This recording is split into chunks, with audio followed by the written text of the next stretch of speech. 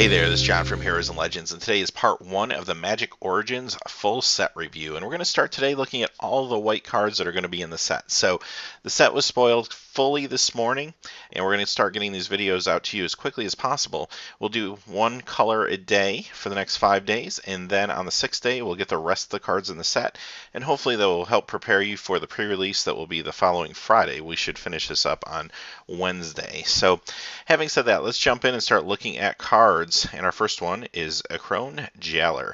And this is a very fine limited guy. He's a 1-drop, and he can tap a creature. The tap ability is a little pricey, but it's going to be great for you in limited. Next is Amperin Tactician, and this guy's 4 for a 3/3. Now he is 2 on color, which is ho-hum, but still, in limited, you'll pay 4 for a 3/3. And when he enters the battlefield, you get the extra bonus to all your creatures. Get a little bit of a bump. So he's very good, especially in kind of a white weenie or Slesny weenie strategy. And as you can see, white is really all about small creatures, tapping your opponent's creatures, and then pumping your own creatures, even if it's just these little +1/+1 pumps. It's going to be a fantastic strategy if you get the right sealed pool. It's going to be a good strategy in draft as well. Next is Anointer of the Champions. I like this card a lot. These cards make blocking very difficult for your opponent. Now, I kind of wish it wasn't just target attacking creature gets +1/+1. It would be nice if it was just a creature so you could use this on blocks as well, but that's fine. You get in there with some creatures, your opponent is just going to have a really hard time making profitable blocks when you have cards or even multiples of this perhaps on the battlefield. Next is Archangel of Tides, and this is a forecasting cost 3/5 flyer with a lot of upside. Of course, this is mythic, and it really makes blocking and attacking difficult for your opponent, especially if you get this out on turn 4 or 5, it's kind of the mid game. Now the downside is it costs 3 white, which is going to be a little bit tougher to cast in limited.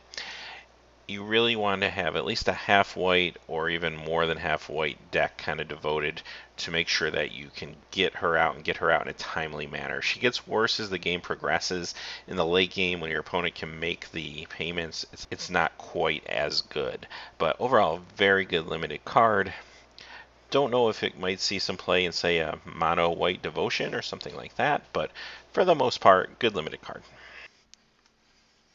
Next is Oromancer. So now that I've seen the full set review, my estimation of the enchantment matters theme is a lot better. The cards that were spoiled were big, clunky enchantments.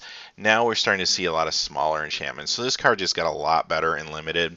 It could also possibly see a place in standard since Theros block hasn't rotated out yet. There's a lot of support for enchantments and Theros block cards in this core set.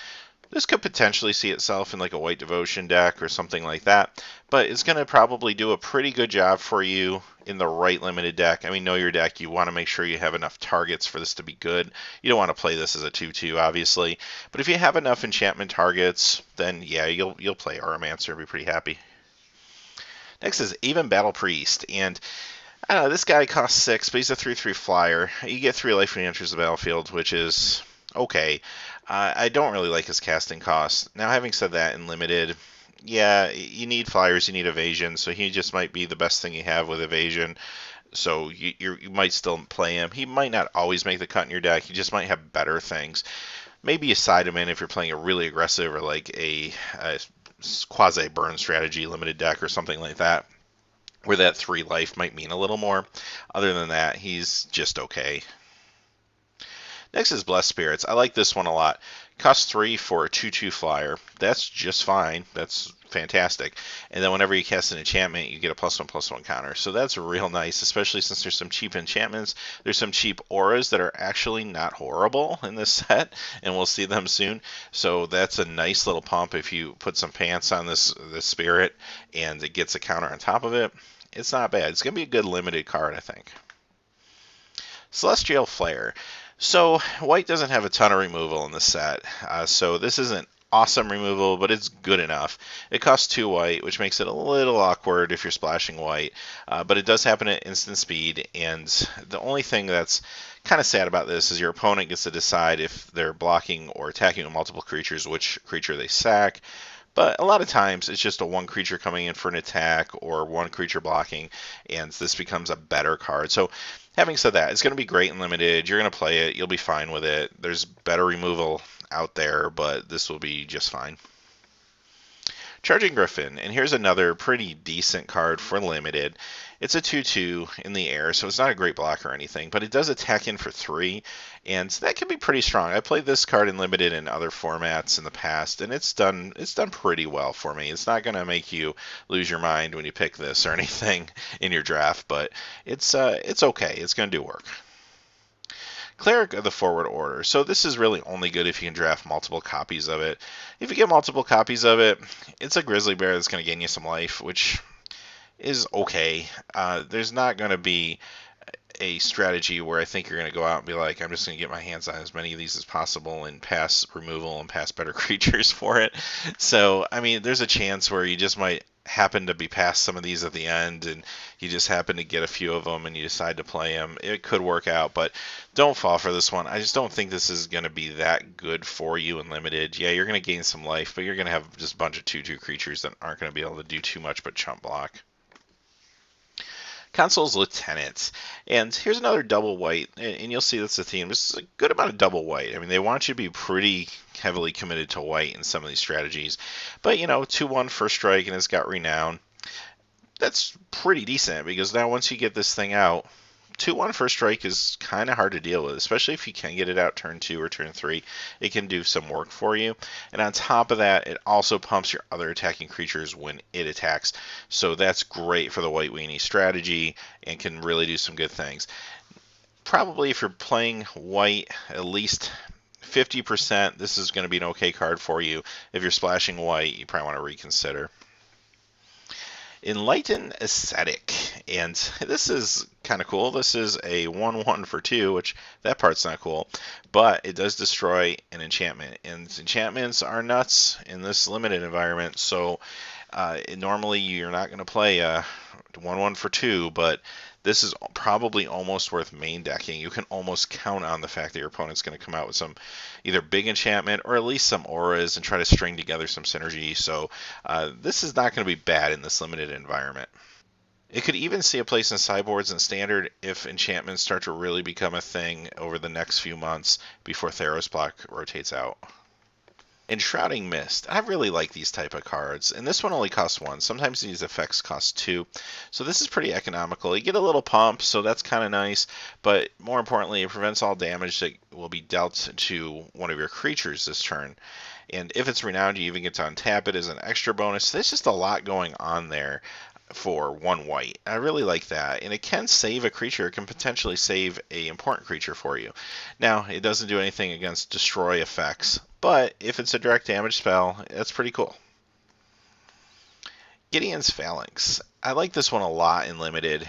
You look at it, it seems expensive. I mean, 7's a lot, 2 white, 5 colorless, but at the same time, putting 4 Knights on the battlefield with Vigilance is pretty awesome in a limited game. That's a lot of value there. And on top of that, if you get Spell Mastery, all your creatures are indestructible, so you can just get in there. This is an instant, so keep that in mind, but you can just get in there and attack with your creatures. They're indestructible. Your opponent can't make any profitable blocks. This is a really cool limited card. A little pricey for other things, but definitely cool and limited. Grasp of the Heliomancer. Now, normally I do not like auras that much because it just opens up the window to get 2 for 1. This is very competitively costed, though. I like the fact it only costs 2, and you get a little bit of a bump, but more importantly, when this creature attacks, you can tap one of your opponent's creatures. So that's going to just help you get more damage across in this white weenie strategy, help you protect your creatures. You could get 2 for 1, but what's kind of nice is there's a lot of synergies with enchantments, and we'll see at least one really good one coming up in a little bit.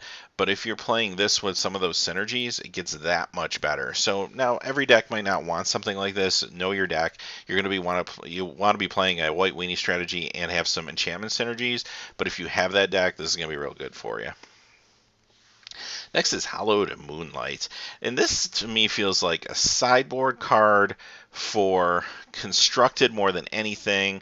You can side this in your limited game because there's at least one black card that returns a card from the graveyard to play that I can think of off the top of my head, and I think there may be a few more in the set that do that. But this really feels to me like, hey, here's a way to stop like show and tell, sneak and show, just a lot of the strategies that we've been seeing recently, not just reanimation, but just some of those come into play for turn strategies. It can slow down Splinter Twin, like stuff like that. And I like this card. I'm glad it exists. I think it's going to see a lot of play in sideboards in all constructed formats, and even in Commander as well. It might make an appearance. I also like the fact that it cantrips, so if you end up in a situation where you can't really use it, you can cycle it for another card. Healing Hands, this card is not that great. I mean, gaining life, it's cool that it cantrips, so you're not like losing the card. You're just kind of losing the mana you're paying into it to gain the 4 life. This is something you just side in if you're playing against a super aggressive deck and you need a little bit of life gain, but not really going to be used that often, I don't think. Heavy Infantry, and here's just another example of a tap down creature, and it costs 5 for a 3/4 and enters battlefield, gets to tap an opponent's creature. That's okay. It's pretty good. He doesn't have evasion, so you're probably using him more for the ability than anything, especially at the point of the game where you can cast him for 5. I just feel like he's maybe a little overcosted. He's not always going to make your limited deck, but he's there if you need something else to tap down a creature in your white weenie build and you need something at the top end. Hex's Prison Warden. I like this guy. He costs 5. He's got flash. He's a 4/4. That alone I enjoy because I like to be able to just kind of flash him in and block with a 4/4 or what have you, or just be able to hold my mana up to cast him at end of turn. He's strong, and then his ability is nice. It's not super great because you have to take damage first before it does anything, and you have to kind of decide if that's worth it. Many times it might be, especially if you're just taking damage from a lot of little creatures. He can come in and just kind of exile them all. But then they do come back if he dies, so you do have to keep that in mind. But he's pretty strong. Definitely, I think, a limited bomb. Knightly Valor. I used to play with this card actually quite a bit when it was in limited before, and it's a good limited card. It's an enchantment aura, and it costs 5, so immediately you kind of say, what are you thinking? But it gives you a token when it comes into play, and then it buffs the creature and gives it vigilance. So the fact that you're getting the token, at least you're getting something out of it, so you're not completely getting 2 for 1 if something happens to that creature. So it's strong enough. It can do some work for you, and again, working with other synergies with enchantments, this can be okay in a limited deck. Knight of the Pilgrim Road, and this is kind of your, hey guys, here's how Renown works card. So it's a 3/2, just a Renown 1, but it's a very good card. Paying 3 for a 3/2 is decent. It's definitely decent and limited, and then if you can get it across to make it a 4/3, yeah, it's a great limited guy for you. Knight of the White Orchid. I really like this card a lot. It's another card I used to play with quite a bit. Well, whenever I did get it in limited. But costs 2 white, so you have to be pretty heavy white or mostly white to really get the value out of this. Because you want to be playing this really on turn 2. Turn 3 maybe, but turn 2 is where you're going to get the most value. Now he's a 2/2 for a striker. That's pretty nice and limited. There ain't nothing wrong with that to begin with, but he can also help you mana ramp if the conditions are right, and that can be awesome. He's good enough that if there is a standard white weenie or white weenie Selesnya deck that comes out, he'll be a part of it. I don't know if the pieces are all there, if it's going to be strong enough. I mean, maybe after Theros block rotates out, I don't know. But it's possible. Next is Katheon, Hero of Ekros, who flips into Gideon Battleforged.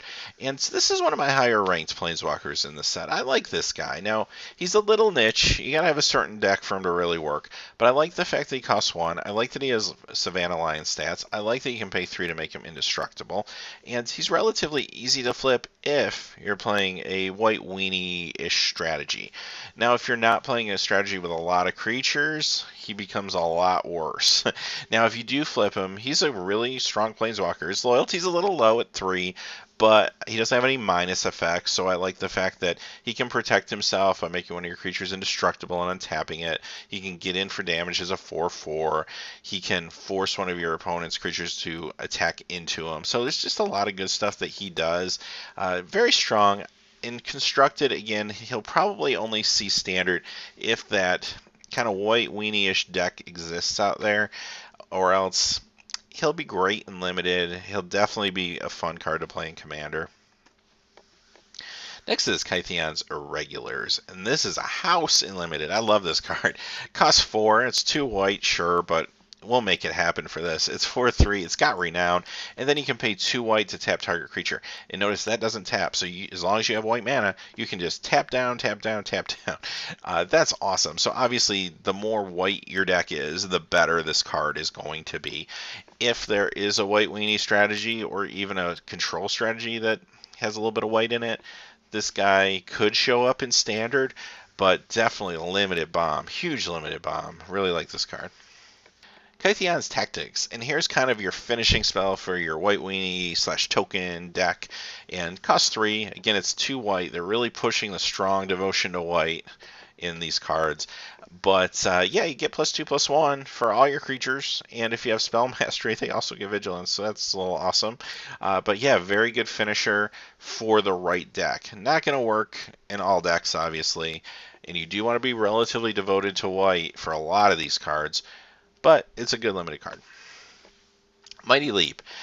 This is sometimes good in formats, sometimes it's not as super in formats. I mean, it wasn't as great in, say, a Modern Masters, but I think it could be good here. Giving something +2/+2 and giving it flying till end of turn could get some big damage across for a creature that doesn't have evasion.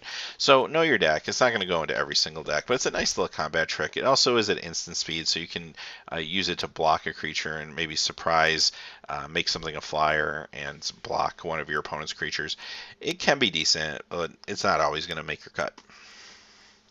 Murder Investigation. You know, this card I think is better in this set than when it was originally printed. I think it was Return to Ravnica, if I remember. But the reason it's better is because there's enchantment synergies, and it's an uncommon enchantment for 2.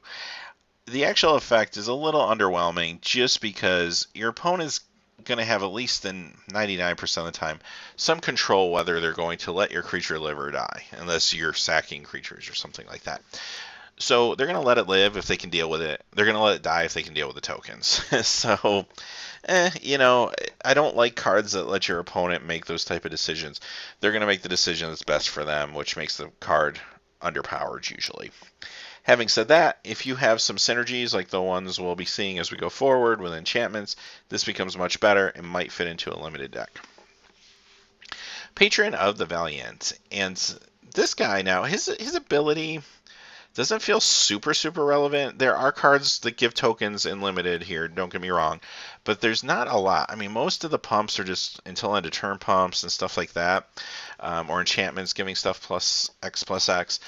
So the ability doesn't seem like super helpful, but it's there, and it probably will help from time to time.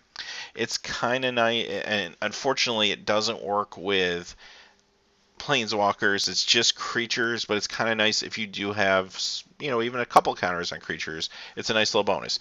Having said that, cost 5 for a 4/4 flyer. You're going to play this in limited all day long. It's at the uncommon. I mean, this is the set Sarah Angel. It might not be quite as good as Sarah, I don't know, but in some decks it will be better than Sarah. But yeah, definitely you're going to play this.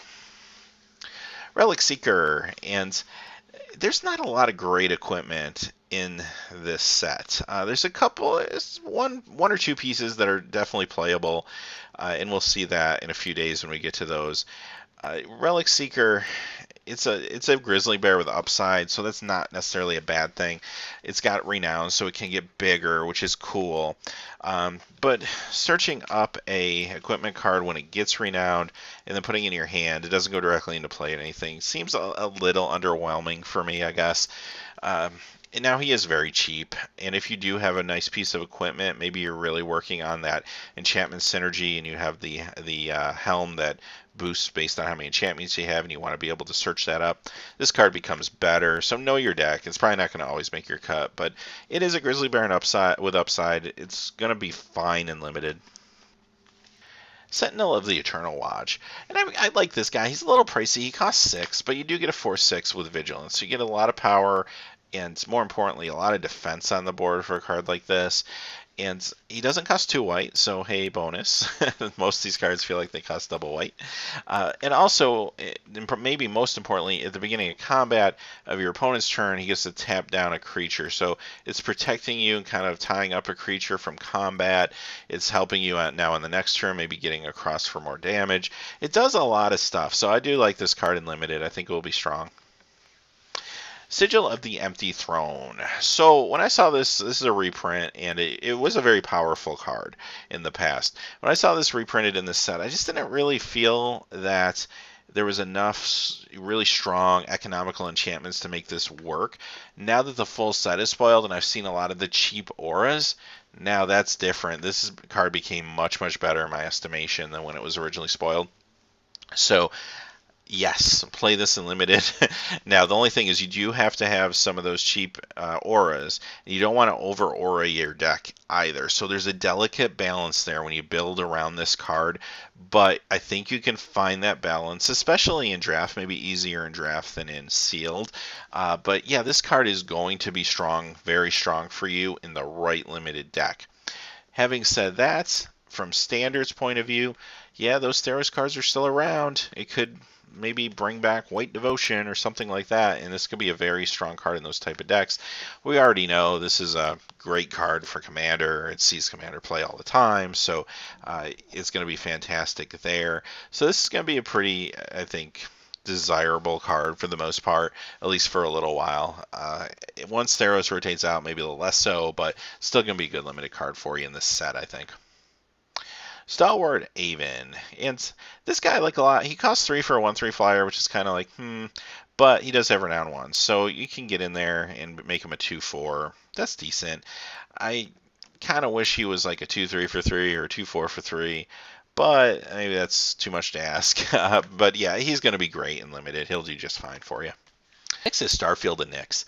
And this is a mythic. You're not going to see it around a lot in Limited, but it's pretty good in the right deck. So if you have a lot of those, maybe little auras floating around, the fact that you can play this and get those back from your graveyard for free is kind of cool. And then when you have enough enchantments in play, even if it is just auras, this guy becomes a 5/5 creature. That's pretty good. And if you maybe even have something like a Sigil in play, now you got another 5/5 creature. Like, this can be awesome in a deck that's kind of built around that theme. It's not going to make the cut in all decks. If you're not enchantment heavy, you're probably not going to touch this thing at 5.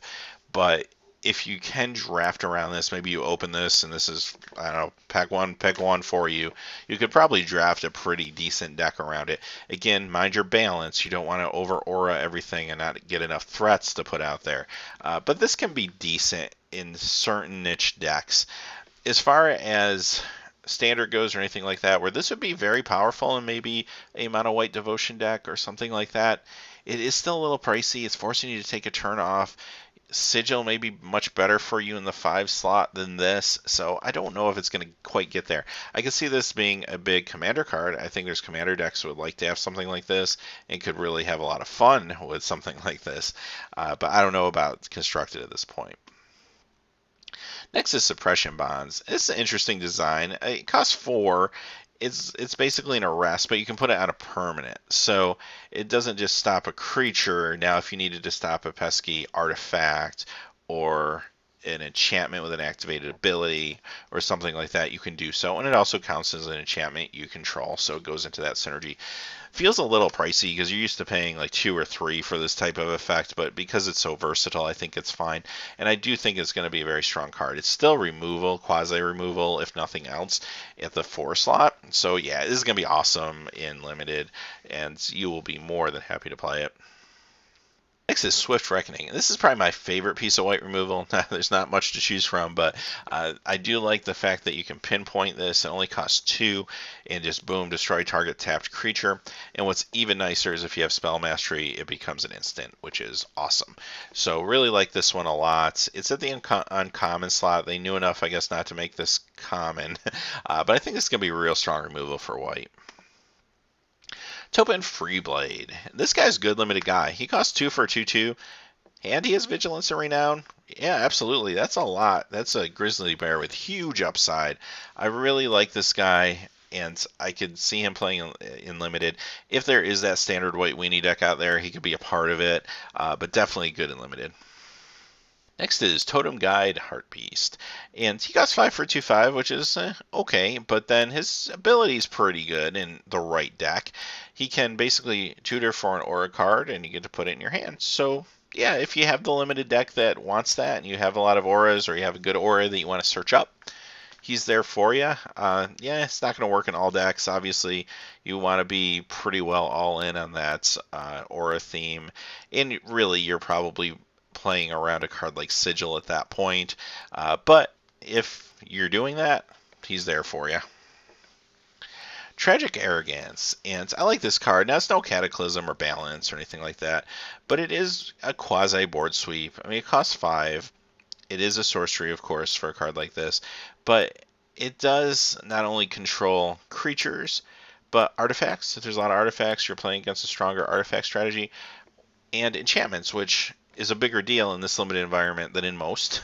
Planeswalkers probably not as much, but just the fact that you can kind of play this, you have the element of surprise. You can take your opponent down to one creature, one artifact, one enchantment, and one planeswalker, and then do the same for yourself, and you get to choose which ones stay. There's a lot of power behind that. This is going to be a great limited card. Now, if you're ahead in the game, this is going to sit in your hand, but when you fall behind, this can help catch you up and stabilize you. Yeah, definitely worth running in the limited game. Is there a standard application for this card? I don't know. I don't know if it's quite there. There's others right now. There's other board sweep alternatives, but it's hard to say in the future what will happen as new sets come in and others rotate out. If board sweeping becomes kind of nerfed, then this could be your board sweeper for control decks. Next is Valor and Akros. And here's another enchantment for 4. It's got a nice little effect for a white weenie deck. When you put a creature into play, all your creatures get +1/+1. That's awesome. And if you can spam a couple creatures or create a couple tokens, then this gets even better. So this is a nice card for your white weenie limited decks. It's going to do well for you. It's not double white, yay. So, and it's even better if you have, say, Sigil or some other enchantment strategy. You can search this up with certain cards, get it back with Auramancer, so there's just a lot of synergies there. Much like Modern Masters, I think this set is going to be about drafting the synergies more than drafting the individual cards. A card like this is kind of ho-hum, but you start putting it together with these synergies and it becomes much, much better. Vrine Wingmare, and this guy is kind of bittersweet. It just depends on your deck. He's a 2/1 flyer for 3, which is pretty good and limited. I would accept that. But the only issue is non-creature spells cost 1 more to cast. If you have a lot of non-creature spells, you're going to hose yourself. So this deck, and maybe it's easier to do in draft than it is in sealed, this is really belongs in the strong, devoted white weenie deck. You're not even messing with enchantments. You're just going all in on small creatures, getting across. Maybe you got Gideon in your deck, something like that. Then he becomes very good. What's kind of nice about him as opposed to, say, Thalia is he's not legendary, so you can stack him. So when we start talking about constructed implications, Thalia is better. It's more economical. But if for some reason you wanted to play multiples, this card is going to help you do that. So he could see some play in certain decks outside of limited. It's possible that maybe 1 or 2 of show up of him in modern or even sideboards. It's possible. This may be a stretch, but it's possible. And if the right decks are out there in standard, he could see some standard play. Maybe try to shut down a control deck or something like that if those really rise to prominence. But right now he just kind of has a niche place. Commander, if you have a deck that likes to play Thalia, this is like having a second Thalia, so he could show up in some Commander decks too. Next is War Oracle. This guy's another limited bomb. Now again, he's got 2 white and his casting cost seems to be the theme for the real good creatures, but 3/3 with lifelink and renown, yeah, absolutely, sign me up. He is going to be a phenomenal card for you in limited. He could even be, again, if that white weenie deck exists, he could be the high end in that deck in standard if it's good enough to get there, even if it's not this cycle, maybe when the sets rotate. But very good limited card. And our last card of the day is Yoked Ox, and this card is better than it looks. It's just a nice little defender. It mucks up the board, slows things down. This is what control decks want. So this is more like a blue-white control card, I think, than it is just a white card or going to fit into your white weenie deck. Although white weenie decks sometimes need defense, so this, one or two of in your deck might not be a horrible thing in limited. But yeah, you'd be surprised. This could see standard play if there's some decks out there that need some defense, so that they can either work out a longer term play like a combo or just a control strategy. So, having said that, those are all the white cards in Magic Origins. If you haven't subscribed yet to the channel, definitely a good time to do so. We'll be getting these out to you every day so you can prepare for the pre-release and prepare for limited. And like you saw, we have a limited focus, but at the same time, I like to talk a little bit about Constructed and Commander when it's applicable as well. So hey, as always, thanks for watching. Please remember to like and subscribe, and have a great day. Hey, thanks as always for watching. If you're still looking for quality Magic the Gathering videos, click on one of these annotations. And if you hadn't had a chance yet to subscribe, smash that subscribe button so you don't miss any of the breaking MTG news, spoilers, set reviews, crazy product openings, or gameplay videos on Heroes and Legends MTG. Talk to you again soon, and have a great day.